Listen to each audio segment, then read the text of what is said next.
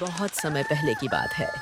एक गांव में सीमा अपने पति रामू और दो बेटे के साथ एक छोटे से मिट्टी के घर में रहती थी। सीमा के अच्छे खान पान न होने की वजह से सीमा की तबीयत बहुत ज्यादा बिगड़ने लगी। माँ, तुम्हें क्या हो गया है? तुम चुप क्यों हो माँ? बोलो ना, माँ कुछ तो कहो। अरे मेरे लाल, मुझे कुछ नहीं हुआ है। तुम बिल्कुल चिंता मत करो। मैं बहुत जल्द ठीक हो जाऊंगी। हाँ माँ, तुम बिल्कुल ठीक हो जाओगी। यश भैया, आप बिल्कुल चिंता मत करो। माँ को कुछ भी नहीं हुआ है। माँ बिल्कुल ठीक है। रामू अपने दोनों बेटों की बातें चुपचाप सुनते जा रहा था। अपने बेटों की यह सब बात सुनकर रामू की आंखों में आंसू आ गए।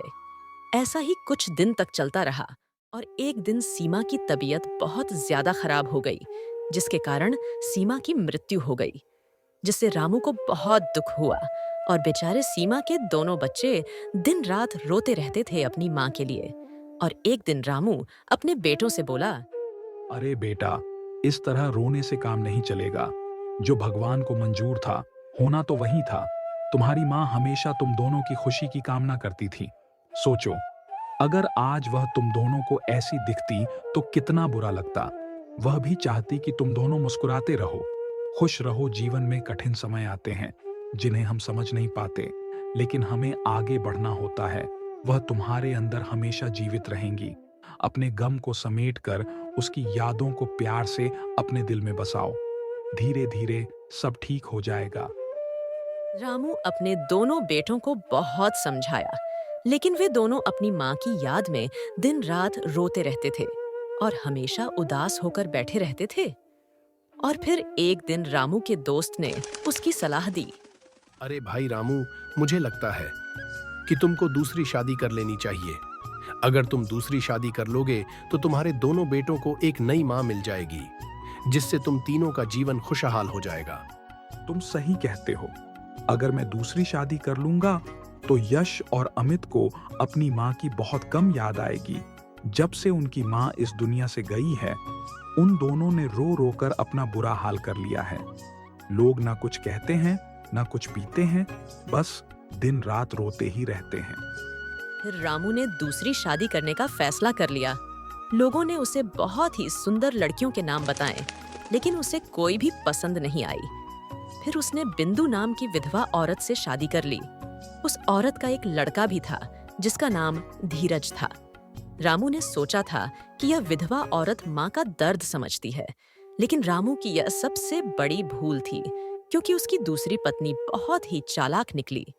कुछ दिनों बाद उसने यश और अमित के साथ बुरा बर्ताव करना शुरू कर दिया। वह यश और अमित से सारा दिन काम करवाती और एक पल के लिए भी उसे खाली नहीं बैठने देती थी। इस पर भी कई बार वह दोनों भाइयों को भोजन न देती। बेचारे वे दोनों बिना कुछ बोले भूखे पेट सो जाते। फिर एक दिन रामू अपनी पत्नी से कहता है, बिंदु, मैं किसी जरूरी काम से शहर जा रहा हूँ।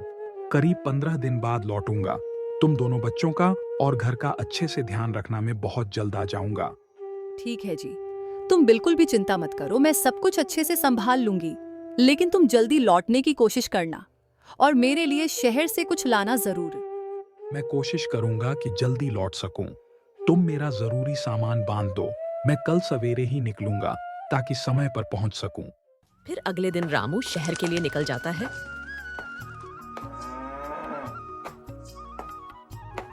और फिर बिंदु यश और अमित से बोलती है, सुनो, तुम दोनों कान खोलकर, तुम्हारे पिताजी शहर गए हैं, किसी जरूरी काम से है, इसीलिए तुम दोनों को आज से खेती का काम संभालना पड़ेगा और घर का भी सारा काम करना पड़ेगा। और हाँ, कल सुबह होते ही तुम दोनों खेत पर निकल जाना। लेकिन माँ, हम दोनों को खेती का काम नहीं आता। फिर हम दोनों खेती कैसे करेंगे? अरे मेरे को तुम दोनों अपनी माँ मत बोलो। तुम्हारी माँ तो कुछ दिन पहले ही चल बसी और मुझ पर बोझ डालकर चली गई। माँ, तुम ये क्या कह रही हो? सौतेली ही सही, लेकिन आप हम दोनों की माँ हो। हम भी तुम्हारे बेटे धीरज के जैसे ही हैं। पिताजी ने आपसे शादी इसलिए की थी कि हम दोनों को माँ की कमी महसूस ना हो। अरे यश, अपनी तू यह बकवास बातें बंद कर। तुम दोनों मेरे बेटे नीरज जैसे कैसे हो सकते हो? वह तो लाखों में एक है और तू काम चोर कहीं का। हर वक्त बूढ़ों जैसी बातें करता रहता है। जितनी तेरी उम्र है उतनी बातें किया कर। रामू के शहर जाने के बाद बिंदु और भी ज्यादा उन दोनों भाइयों पे जुल्म करती है। वह उन दोनों को सारा दिन खेतों पे काम करने के लिए भेज देती और अपने बेटे नीरज को घर पे बैठाकर खूब अच्छे अच्छे पुआ पकवान बना बना के खिलाती रहती और उन दोनों को सूखी रोटियां देती थी।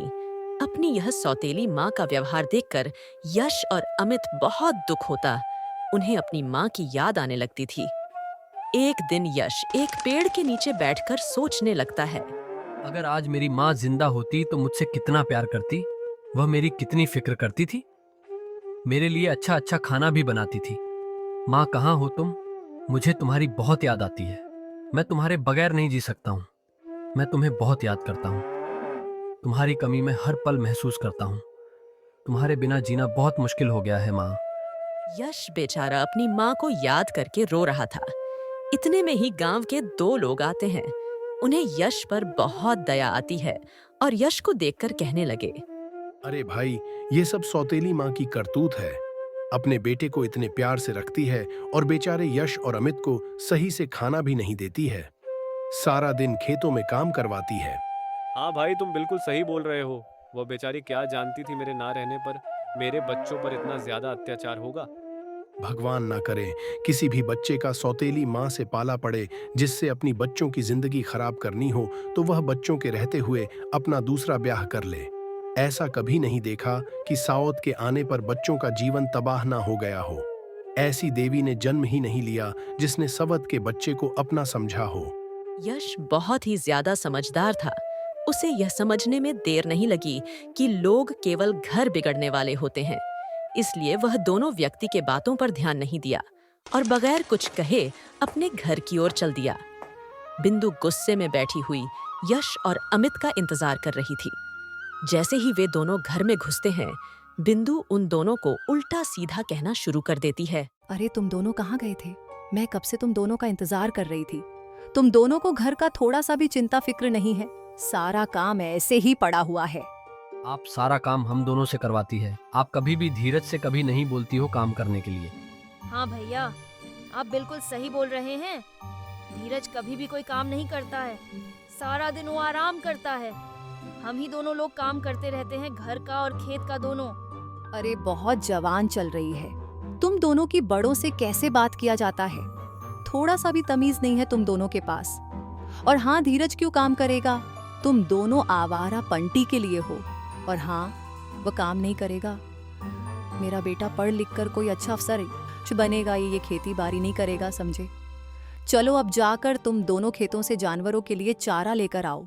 बिंदु की यह सब बात सुनकर उन दोनों के आंखों में आंसू आ जाते हैं और वह चारा लाने के लिए चले जाते हैं।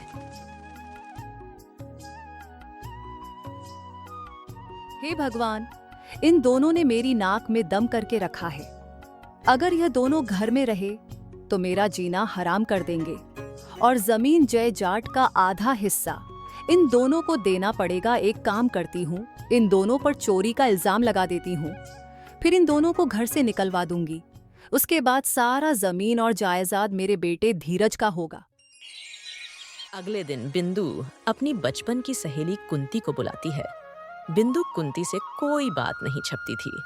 उसे अपने घर की सभी बात बता दिया करती थी। उसे कुंती पर बहुत विश्वास था, इसीलिए वह अपना और यश की माता का सारा सोना एक पोटली में बांधकर कुंती को दे देती है और उसे कहती है, अरे बहन कुंती, मैं तुम पर बहुत विश्वास करती हूँ, इसलिए तुम्हें यह सोना रखने के लिए दे रही हूँ। तुम इसको संभाल कर रखना और जब मैं तुमसे मांगू तो मुझे वापस कर देना। तुम चिंता ना करो बहन, मैं इसे संभाल कर रखूंगी। लेकिन यह सोना तुम मेरे पास क्यों रख रही हो? दरअसल मैं यश और अमित को घर से भगाना चाहती हूँ। अगर वह यहाँ रहेगा तो जमीन जायदाद का आधा हिस्सा उन दोनों को मिल जाएगा। मैं उन दोनों पर गहने चुराने का आरोप लगाऊंगी, फिर उन दोनों को घर से भगा दूंगी। लेकिन तुम सही नहीं कर रही हो बिंदु। वह बेचारे बिन माँ के बच्चे हैं। वह दोनों कितने मासूम हैं। वह यह इल्जाम कैसे सह पाएंगे? अभी तुम उन दोनों को जानती नहीं हो। वह दोनों बहुत ही चालू लड़के हैं। उन दोनों से ज्यादा निकम्मा लड़का मैंने आज तक नहीं देखा है। उन दोनों की जवान कैंची की तरह चलती है और घर का कोई काम नहीं करते हैं। सारा दिन आवारा की तरह इधर उधर घूमते फिरते रहते हैं और मोहल्ले वालों से मेरी चुगली करते फिरता है कि मेरी माँ मुझे खाने पीने को नहीं देती और हमेशा हम दोनों को मारते डांटती रहती है। बिंदु कुंती को यह झूठी बात इसलिए बता रही होती है ताकि वह गहने रख ले। फिर कुंती सोने के गहने लेकर अपने घर चली जाती है। उसके बाद बिंदु पूरे गांव में यह अफवाह फैला देती है कि कोई उसके गहने चुरा कर ले गया। इसलिए वह लोगों को दिखाने के लिए फूट फूट कर रोने लगती है। रोने की आवाज सुनकर गांव की 2 महिला और एक बुढ़ी औरत उसके घर आती है। हे भगवान, ये क्या हो गया? मेरी माँ ने कितनी मेहनत से पैसे इकट्ठे करके मेरे लिए गहने बनवाए थे। मैं उन गहनों को पहनकर कितना खुश होती थी। जब मैं उन्हें पहनकर कहीं जाती थी तो मेरे सारे दुख दूर हो जाते थे। अब मैं क्या करूं? मेरा जी ऐसा चाहता है कि मैं कहीं जाकर मर जाऊं। अरे बेटी, ऐसा नहीं कहा करते। तुम उन गहनों के चक्कर में अपनी जान को क्यों दोगी? अगर तुम्हारे नसीब में वह गहने होंगे तो तुम्हें जरूर मिल जाएंगे। दादी, मुझे लगता है कि मेरे गहने यश और अमित ने चुरा लिए हैं। वह दोनों सुबह से घर पर भी नहीं आए हैं। अरे बेटी, यश और अमित ऐसे लड़के नहीं हैं। पूरा गांव जानता है वह दोनों कितने ईमानदार और नेक दिल के हैं। उन दोनों के जैसा ईमानदार लड़का पूरे गांव में कोई नहीं है। तुम किसी बेकसूर पर आरोप मत लगाओ। मोहल्ले की औरतें बिंदु को सहानुभूति देती हैं और वहां से चली जाती है। यूं ही एक दिन गुजर जाते हैं। अगले दिन रामू घर पर आता है। घर का सुनापन देखकर वह हैरान हो जाता है। वह बिंदु से पूछता है, क्या हुआ है बिंदु, तुम इतनी उदास की हो? मेरे आने पर तो तुम्हें खुश होना चाहिए, लेकिन तुम तो दुख मना रही हो। अजी देखिए ना, किसी ने मेरे सारे गहने चुरा लिए और तुम्हारी पहली पत्नी के भी। क्या तुम यह क्या कह रही हो बिंदु? ऐसा कैसे हो सकता है? हमारे घर में किसी की हिम्मत नहीं है घुसने की, फिर गहने कैसे चोरी हो गए? मैं भी यही सोच रही थी। मुझे लगता है कि किसी घर के इंसान ने ही ये चोरी की है। हमारे घर में ऐसा कोई नहीं है कि जो चोरी करें। तुम्हें किस पर शक है? देखो जी, आप गलत मत समझना। मुझे लगता है कि यश और अमित ने वह गहने चुराए हैं। क्या यश और अमित वह ऐसा कभी नहीं कर सकते हैं? तुम्हारा दिमाग सही है या नहीं? जो मुंह में आता है वही बोल देती हो।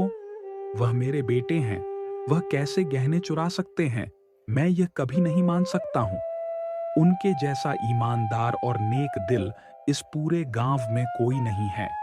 दरअसल कल यश और अमित मुझे उल्टा सीधा बोल रहे थे, तो मैं कह दी कि तुम्हें बात करने की तमीज नहीं है, इसलिए वह मुझसे नाराज होकर चले गए। वह बच्चे हैं, ना समझ है। किसी बाहर वाले ने कहीं उन दोनों को बहका दिए होंगे, इसलिए उसने गहने चुरा लिए होंगे। तुम एक बार उससे पूछो तो सही। ठीक है, मैं अभी उन दोनों की खबर लेता हूँ। फिर रामू अमित और यश को बुलाता है और उनसे पूछता है, यश और अमित, यह क्या मजाक है? तुम दोनों तो ऐसे कभी नहीं थे। तुम दोनों ने अपनी माँ के गहने क्यों चुराए? आखिर तुम दोनों को हो क्या गया मेरे जाने के बाद कि तुम चोरी पर उतर आए हो दोनों? पिताजी, हम दोनों भला ऐसा क्यों करेंगे? हमें क्या जरूरत पड़ी है कि हम चोरी करें? आप माँ के कहने पर हम दोनों पर शक क्यों कर रहे हो? मैं किसी के कहने पर शक नहीं कर रहा हूँ। मैं जानता हूँ कि तुम दोनों ऐसा कभी नहीं कर सकते हो। मुझे तुम दोनों पर बहुत ही ज्यादा विश्वास है। फिर रामू बिंदु के पास जाकर कहता है, अब मुझे पुलिस को सूचना देनी होगी, लेकिन गहने मिलने की कोई उम्मीद नहीं है। जो चीज एक बार खो जाती है या चोरी हो जाती है, उसका मिलना बहुत मुश्किल होता है। पुलिस का नाम सुनकर बिंदु बहुत घबरा जाती है और वह सोचने लगती है, अगर इन्होंने पुलिस को सूचना दे दी तो मेरा तो बंदा फूट जाएगा और फिर मैं किसी को मुंह दिखाने के लायक नहीं रहूंगी। अगर मुझे पता होता कि बात पुलिस तक पहुंच जाएगी तो मैं ऐसा कभी नहीं करती। मुझे कैसे भी करके इनको पुलिस थाने जाने से रोकना ही होगा। अरे बिंदु, तुम किस सोच में पड़ गई हो? मैं पुलिस को सूचना देने जा रहा हूँ। तुम अपना ख्याल रखना। मैं 1 घंटे में वापस आ जाऊंगा। अरे, जब आप जानते ही हैं कि पुलिस को सूचना देने से गहने मिलने की कोई उम्मीद नहीं है, तो पुलिस के पास क्यों जा रहे हो? इतनी बड़ी चोरी हो गई और पुलिस को ना बताऊं? तुम कहना क्या चाहती हो? इतना बड़ा नुकसान हुआ है, चुपचाप भी तो नहीं बैठ सकता। उन गहनों को आज बनवाने जाओ तो 1000 से काम में नहीं बनेंगे। अरे, तकदीर में होंगे तो मिल जाएंगे। नहीं, ईश्वर की मर्जी, वह सही। मैं तुम्हारे सामने हाथ जोड़ती हूँ, अभी पुलिस थाने मत जाओ। हमें थोड़ा इंतजार करना चाहिए। अगर चोरी करने वाला कोई घर का निकला तो अनर्थ हो जाएगा। हमें पहले खुद तहकीकात करनी चाहिए। फिर रामू बिंदु की बात मान लेता है। अगले दिन सवेरे सवेरे बिंदु कुंती के घर पहुंच जाती है और कुंती से कहती है, अरे बहन, जो जाल मैं अपनी सौतेले बेटे के लिए बिछाया था उसमें तो मैं खुद ही फंसती जा रही हूँ। मैंने सोचा था कि चोरी का नाम सुनकर वह यश और अमित को घर से निकाल देंगे, लेकिन कोई यश और अमित को चोर कहने के लिए तैयार ही नहीं है। यश के पापा पुलिस को सूचना देने जा रहे थे। मैंने बड़ी मुश्किल से रोका है उन्हें। अगर पुलिस ने छानबीन की तो मैं ही फंस जाऊंगी। मुझे कैसे भी करके समस्या से निकलना होगा। मैं तुम्हारे पास अपने गहने लेने आई हूं। मैं यश के पापा से कह दूंगी कि गहने रखकर भूल गई थी। इस तरह समस्या का हाल हो जाएगा। तुम जल्दी से वह गहने मुझे दे दो। अरे बहन, तुम किन गहनों की बात कर रही हो? और तुमने मुझे गहने कब दिए थे और किसके सामने दिए थे? कुंती की यह बात सुनकर बिंदु के होश उड़ जाते हैं। बिंदु समझ जाती है कि कुंती वह गहने नहीं देना चाहती है। अरे बहन कुंती, तुम ये क्या कह रही हो? मैंने तुमको गणे अपने और उनकी पहली पत्नी के गहने भी तुमको संभाल कर रखने के लिए दिए थे। अरे तुम यहाँ से सीधी तरह से जाती हो कि नहीं कि बुलाओ तुम्हारे पति को? पूरा गांव जानता है तुम्हारे गहने किसी ने चुरा लिए हैं। अगर गांव वालों को तुम्हारी सच्चाई पता चल गई तो तुम किसी को मुंह दिखाने के लायक नहीं रहोगी। गांव में तुम्हारे पति की इज्जत खराब हो जाएगी। तुम जैसी कठोर हृदय की औरत मैं आज तक नहीं देखी। अपने बेटे के चक्कर में एक मासूम बच्चे की जिंदगी खराब करने पर उतर आई। भलाई इसी में है। चुपचाप अपने घर चली जाओ और कभी यहाँ मत आना। बिंदु को कुंती की बात पर बहुत गुस्सा आता है, लेकिन वह मजबूर हो चुकी थी, इसलिए उसने कुंती से कुछ नहीं कहा।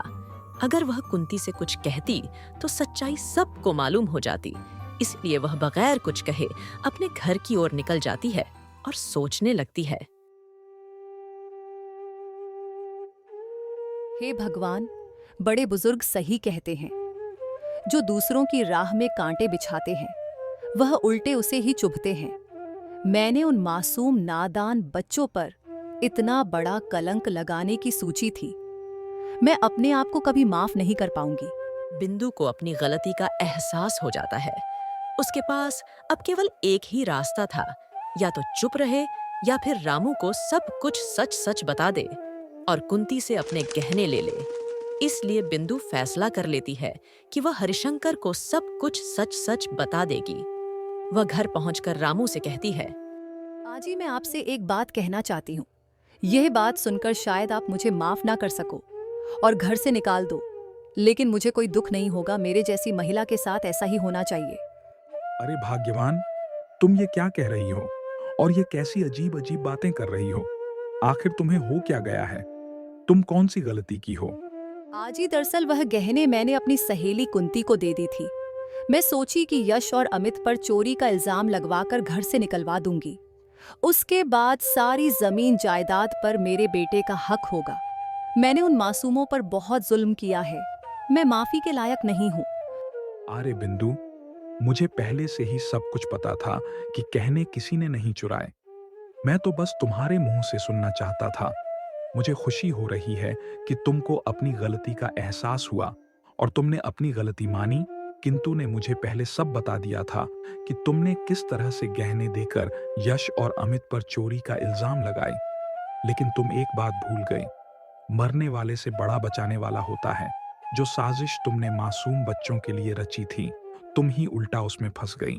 इतने में ही कुंती वहां आ जाती है और रामू को सारे गहने सौंप देती है और कहती है, बिंदु, तुम सोच रही होगी कि मैं तुम्हारे साथ यह क्यों किया, लेकिन मैं जानती हूँ कि मैं सही किया।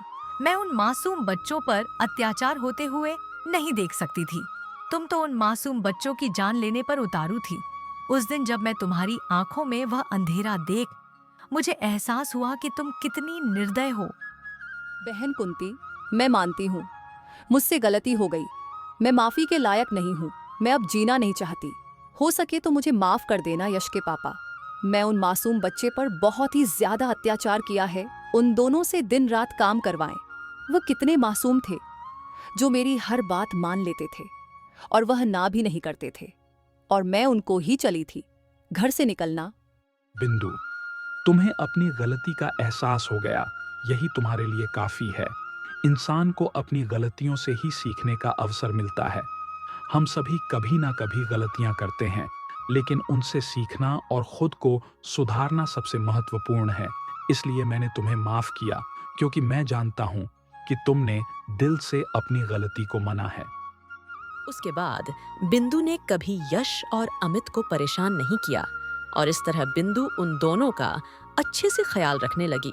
और फिर यश और अमित भी अपनी सौतेली माँ के साथ खुशी से रहने लगा।